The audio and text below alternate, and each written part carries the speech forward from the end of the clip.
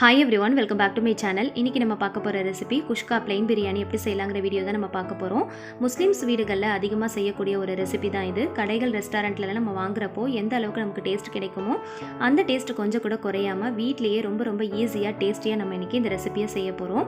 Beginners கூட நீங்கள் ஈஸியாக ப்ரிப்பேர் பண்ணிடலாம். அந்த அளவுக்கு ரொம்ப ஈஸியான மெத்தடில் நான் உங்களுக்கு ஸ்டெப் பை ஸ்டெப்பாக சொல்லியிருக்கேன். ஸோ வீடியோவை ஸ்கிப் பண்ணாமல் ஃபுல்லாக பாருங்கள், அப்போ தான் உங்களுக்கு புரியும். ஸோ இன்றைக்கி நம்ம செய்ய போகிற இந்த குஷ்கா பிரியாணி ரெசிபியை ப்ரெஷர் குக்கர் யூஸ் பண்ணி தான் பண்ண போகிறோம். இந்த ரெசிபியோடைய வீடியோவை நீங்கள் பார்க்கறதுக்கு முன்னாடி சேனலை இன்னும் நீங்கள் சப்ஸ்கிரைப் பண்ணாமல் பார்த்துட்டு இருக்கீங்கன்னா மறக்காமல் சப்ஸ்கிரைப் பண்ணிக்கோங்க. அண்ட் பக்கத்தில் தெரியுற பெல் பட்டனையும் சேர்த்து கிளிக் பண்ணிக்கோங்க. அப்போ தான் நான் வீடியோஸ் போடும்போது உங்களுக்கு நோட்டிஃபிகேஷனில் வரும், நீங்களும் மிஸ் பண்ணாமல் பார்க்கலாம். இப்போது ஒரு ப்ரெஷர் குக்கரில் 2 டேபிள் ஸ்பூன் அளவுக்கு ஆயில் சேர்த்துக்கலாம். நீங்கள் நல்லெண்ணெய், கடலெண்ணெய் எது வேணாலும் நீங்கள் சேர்த்துக்கலாம். நான் சாதாரண ரீஃபைண்ட் ஆயில் தான் சேர்த்துருக்கேன்.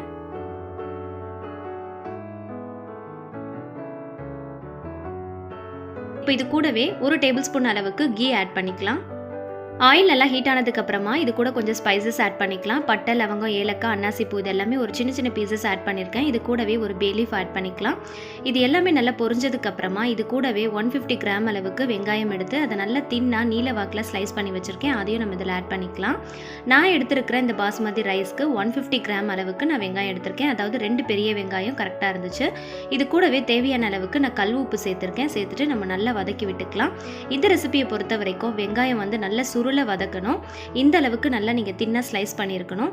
அதே மாதிரி நல்லா ப்ரௌன் கலர் வர்ற அளவுக்கு நல்லா வதக்கணும். அப்போ தான் இந்த ரெசிபிக்கு நல்ல டேஸ்ட் கிடைக்கும். இப்போ இது கூடவே 2 பச்சை மிளகாயை கீறிட்டு சேர்த்துக்கலாம். 100 கிராம் அளவுக்கு தக்காளியை நல்ல பெரிய பீசஸாக கட் பண்ணிட்டு சேர்த்துக்கோங்க. நல்லா மசீர அளவுக்கு வதக்கி விட்டுக்கோங்க. வெங்காயம், தக்காளி ரெண்டுமே நல்லா வதங்கணும். அப்போ தான் இந்த பிரியாணிக்கு நல்ல டேஸ்ட் கிடைக்கும். இப்போ இது கூடவே 1 டேபிள் ஸ்பூன் அளவுக்கு ஜிஞ்சர் கார்லிக் பேஸ்ட் ஆட் பண்ணிவிட்டு அதனுடைய வாசனை போகிற அளவுக்கு நம்ம நல்லா வதக்கி விட்டுக்கலாம்.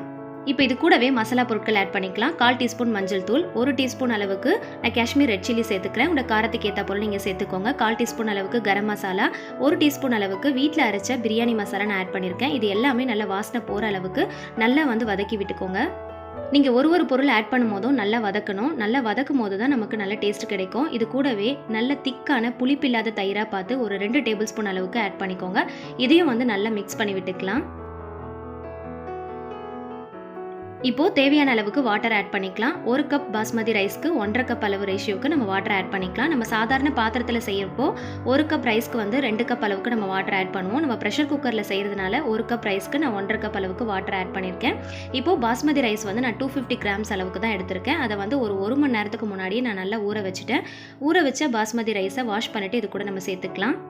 எப்பயுமே பாஸ்மதி ரைஸை பிரியாணி பண்ணுறப்போ ஊற வச்சுட்டு பண்ணோம் அப்படின்னா நல்லா லாங் கிரெயின்ஸாக நமக்கு கிடைக்கும். இப்போ இதை நல்லா மிக்ஸ் பண்ணி விட்டுக்கலாம். உப்பு, காரம் எல்லாமே கரெக்டாக இருக்கா நீங்கள் செக் பண்ணி பார்த்துக்கோங்க. பத்தலைன்னா நீங்கள் சேர்த்துக்கோங்க. இப்போ இது கூடவே ஒரு கைப்பிடி அளவுக்கு புதினா அண்ட் கொத்தமல்லி ரெண்டுமே ஆட் பண்ணிக்கலாம். ஆட் பண்ணிவிட்டு நம்ம நல்லா மிக்ஸ் பண்ணி விட்டுக்கலாம். ஒரு 1/2 லெமனுடைய ஜூஸை நம்ம ஆட் பண்ணிக்கலாம். ஃபைனலாக க்ரஷ் பண்ண கசூரி மேத்தி ஆட் பண்ணிவிட்டு நல்லா மிக்ஸ் பண்ணி விட்டுக்கலாம்.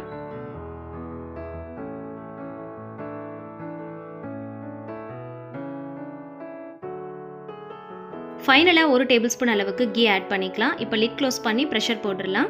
2 விசில் மீடியம் ஃப்ளேமில் வச்சு எடுத்துடலாம். 3வது விசில் வர்றதுக்கு முன்னாடியே நீங்கள் ஸ்டவ்வை ஸ்விட்ச் ஆஃப் பண்ணிடணும். அதுக்கப்புறம் ப்ரெஷரை நீங்கள் ரிலீஸ் பண்ணக்கூடாது, அதுவாக தான் ரிலீஸ் ஆகணும். இப்போ ப்ரெஷர் நல்லா ரிலீஸ் ஆயிடுச்சு. நம்ம ஓப்பன் பண்ணி பார்க்கலாம்.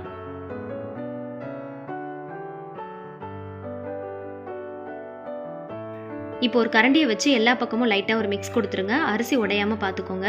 நல்லா லாங் கிரெயின்ஸாக வந்திருக்கு. அதே சமயத்தில் இப்போ பாருங்கள், கொஞ்சம் கூட அடி பிடிக்காமல் வந்திருக்கு. நல்லா உதிரியாக வந்திருக்கு.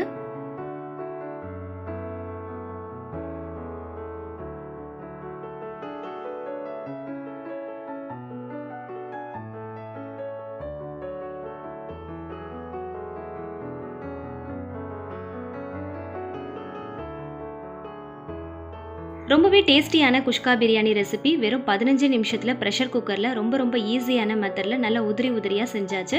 கடைகளில் கிடைக்கிற அதே டேஸ்ட் அப்படியே கொஞ்சம் கூட மாறாமல் இருக்கும். கண்டிப்பாக நீங்கள் ட்ரை பண்ணி பாருங்கள். இந்த ரெசிபி கூட onion raita and boiled egg வச்சு சர்வ் பண்ணுறப்போ ரொம்பவே டேஸ்ட் அட்டகாசமாக இருக்கும்.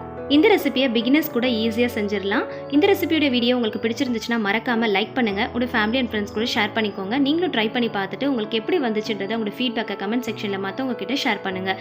நம்மளுடைய சேனலை மறக்காமல் சப்ஸ்கிரைப் பண்ணிக்கோங்க. Thank you so much. கீப் வாட்சிங்.